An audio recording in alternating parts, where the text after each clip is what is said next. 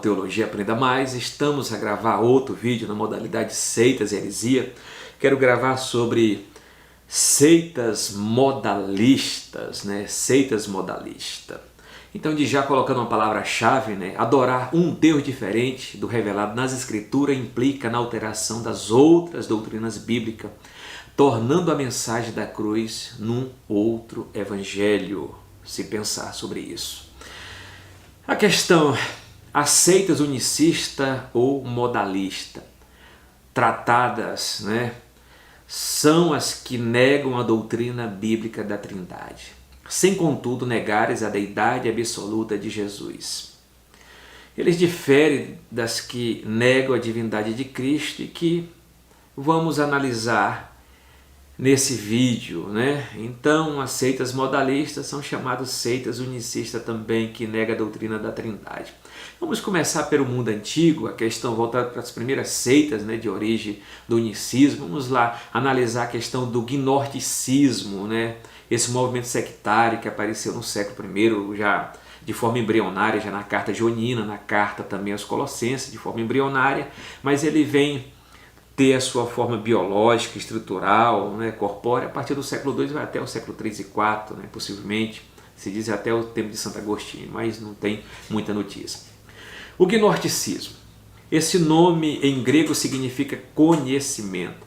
Os membros desse movimento, né, ensinavam a salvação através de um conhecimento místico e não pela fé em Jesus. Essa doutrina era nada mais que um enxerto das filosofias pagãs nas doutrinas cristológicas. Segundo ela, o Senhor Jesus não teve um corpo, isto é, não veio em carne. Seu corpo seria uma mera aparência, né? Seu período de maior influência foi entre o ano de 135, no século II, né? Depois de Cristo. O apóstolo João enfatiza que o verbo se fez carne e que todo espírito que não confessa que Jesus Cristo veio em carne não é de Deus. É bom lembrar que os escritos joaninos são do final do I século e que foram escritos na cidade de Éfeso, então capital da Ásia Menor, onde surgiu o gnosticismo. Aqui está de forma embrionária, mas ele vai entrar com toda corporeidade a partir do século II, né? A partir do século II. Uma das questões também de outro movimento que apareceu na época foi o chamado monarquianismo. A igreja saiu ilesa nessa batalha contra o gnosticismo, mas restou a preocupação dos cristãos sobre a divindade do Logos e o monoteísmo. Os pais apostólicos, aqueles que tiveram estreita comunhão, né, com os apóstolos, né, como a questão de Policarpo, de Irineu, de Papias, né, os pais apostólicos se empenharam tenazmente nessa luta contra as heresias. Vamos analisar aqui o monarquianista dinâmico. Esses afirmam que Deus concedeu força e poder a Jesus, adotando como filho, negando assim a divindade absoluta de Jesus e também a Trindade. Era o prenúncio do arianismo que no início do III século negava a eternidade de Jesus, considerando Cristo um Deus de segunda categoria. Era um ensino igual os da Testemunha de Jeová. Ário foi condenado no concílio de Nicéia no ano de 325. Outra questão, os monarquianistas, o monarquianismo modais, né? O modalismo ensina que as três pessoas da divindade se manifestavam de vários modos, daí no nome modalista. Ensinava também que o Pai se encarnou em Cristo e sofreu com ele. No Oriente era chamado de sabelianista, né? Pois o heresiarca Sabélio foi quem mais se destacou na propagação dessa heresia. Segundo essa doutrina, o Pai, o Filho e o Espírito Santo são apenas três aspectos da divindade, sendo, portanto, uma mesma pessoa. Deus era o Pai na criação e na promulgação da lei, Filho na encarnação e o Espírito Santo na regeneração. Essa questão do modalismo, que Deus se manifesta de três modos. Deus se manifestou como Pai na criação, Deus se manifestou como Filho na encarnação, né, na crucificação, na redenção do ser humano, e Deus se manifestou agora como Espírito Santo. É uma só pessoa que se manifesta de três modos, de três aspectos. É como se fosse ele usa três máscaras, né? Ora ele usa uma máscara do Pai na criação, ora ele usa uma máscara do Filho na redenção, ora ele usa uma máscara, uma persona do Espírito Santo na regeneração, né? É essa complicação. A questão dos unicistas modernos, né? Os modalistas modernos que são chamados unicistas. Vamos analisar. A restauração do modalismo, o sabelianismo, em consequência do intenso combate do cristianismo, chegou a desaparecer completamente da história. Depois de muitos séculos, reapareceu através da seita Só Jesus, em 1913. Apareceu novamente. Uma coisa que já estava morta, voltou novamente em 1913 numa seita chamada somente Só Jesus. E os modalistas da atualidade. Há muitas seitas modalistas na atualidade. Vamos mencionar apenas as principais seitas aqui. Só Jesus. Só Jesus aqui, a seita Só Jesus, fundada por John Shepherd em 1913, ensina que o batismo salva, erro idêntico ao da congregação cristã no Brasil, e que deve ser realizado somente em nome de Jesus. Seus adeptos não seguem a fórmula batismal de Mateus 28:19, em nome do Pai, do Filho e do Espírito Santo. Essa seita Só Jesus provocou muitas divisões nas igrejas evangélicas. Ela mesmo, depois de ser dividida em várias facções, dentre elas a Igreja Pentecostal Unida do Brasil. Outra questão de igrejas modalistas, igrejas unicistas, que negam a doutrina da Trindade. As igrejas modalistas negam a doutrina da Trindade. As igrejas unicistas negam a doutrina da Trindade, né? Então, vamos analisar. Tabernáculo da Fé é uma igreja modalista, é uma igreja unicista, Tabernáculo da Fé, fundada pelo senhor William Marion Branham, né? 1906 a 1965. Ele era chamado pelos seus adeptos de o profeta do século, mensageiro do Apocalipse, juntamente com os demais fundadores de sua seita. Branham arroga para si a mesma autoridade dos profetas e apóstolos da Sagrada Escritura e negam a doutrina bíblica da Trindade. São modalistas e batizam em água, mencionam apenas o nome de Jesus e não a fórmula trinitariana, em o nome do Pai, do Filho e do Espírito Santo. Eles só batizam em o nome de Jesus. Eles negam a doutrina da Trindade. A Voz da Verdade, a igreja Voz da Verdade, né? Essa falsa igreja tem um conhecido conjunto musical do mesmo nome, cujas músicas são cantadas em nossas igrejas, né? Nossos maestros, músicos, pastores têm de tomar conhecimento dessa gravidade, né? E tomar realmente conhecimento e tomar atitudes doutrinárias, né? Porque essa seita ataca a doutrina bíblica da Trindade e batiza só em nome de Jesus. Seus hinos servem para canalizar e divulgar suas doutrinas nocivas e por isso deve ser rejeitada por nossas igrejas, nossos púlpitos. A igreja Voz da Verdade, ela é unicista. Ela nega a doutrina da Trindade bíblica, só batiza em nome de Jesus, como já foi ressaltado. Só você acessar o YouTube e ver a pregação deles contra a doutrina da Trindade. E eles vêm ridicularizar, chamar um Deus de três personalidades, né? Um Deus de três cabeças, né? Uma doutrina que foi inventada por Constantino, né? Uma doutrina egípcia, né? De três deuses, mas nada disso. A Bíblia não fala de três deuses, esse triteísmo. A Bíblia fala de um Deus que subsiste em três pessoas.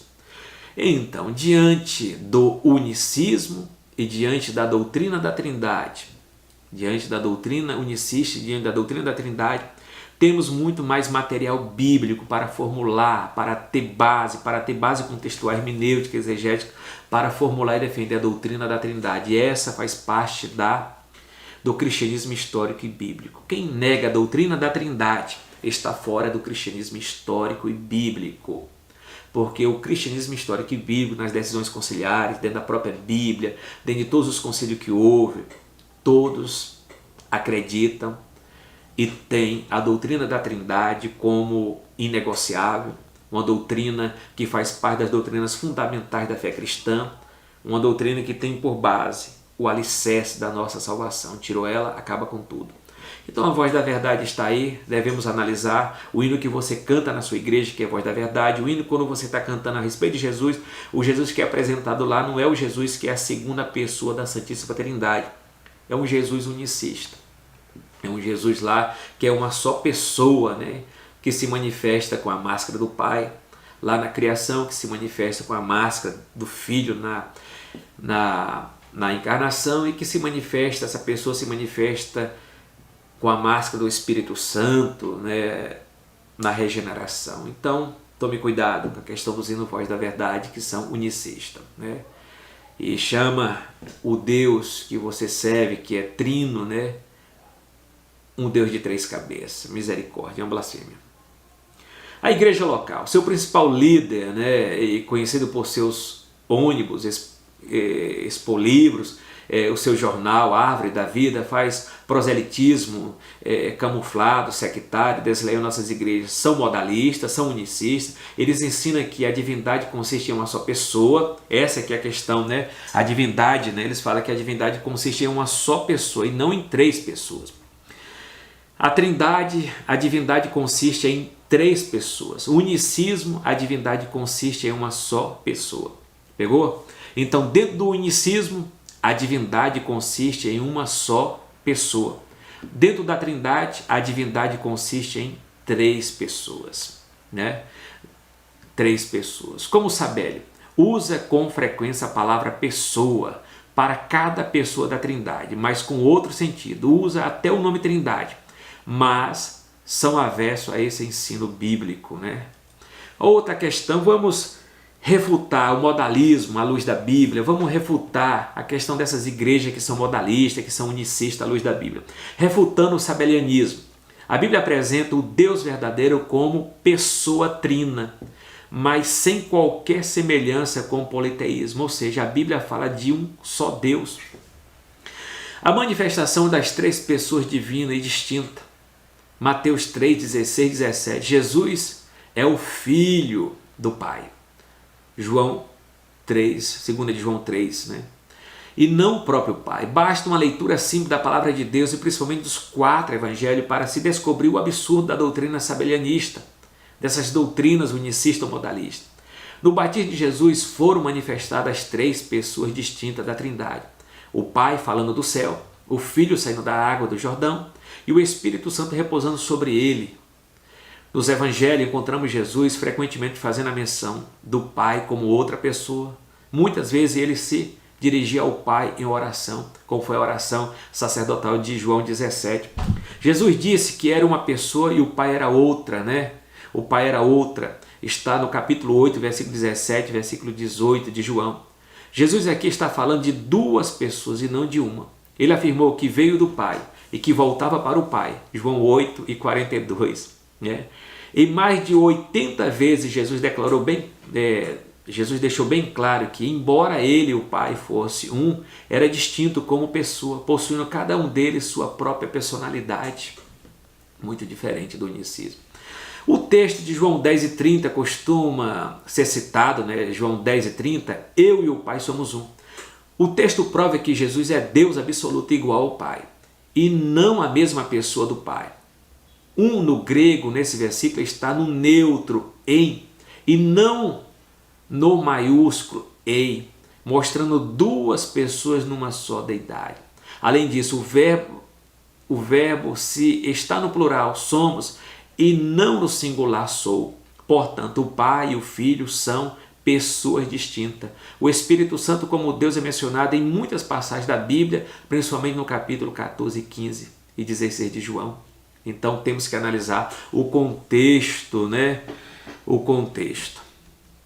O texto de João 14, 8, Jesus disse a Filipe, quem me vê a mim, vê o Pai. Essa passagem, como de João 10 e 30, é ainda hoje usada pelos modernos sabelianistas, os modernos unicistas, modalistas, para justificar a doutrina do unicismo. As palavras que eu vos digo, não as digo de mim, mais do Pai que está em mim, a quem fez essas obras.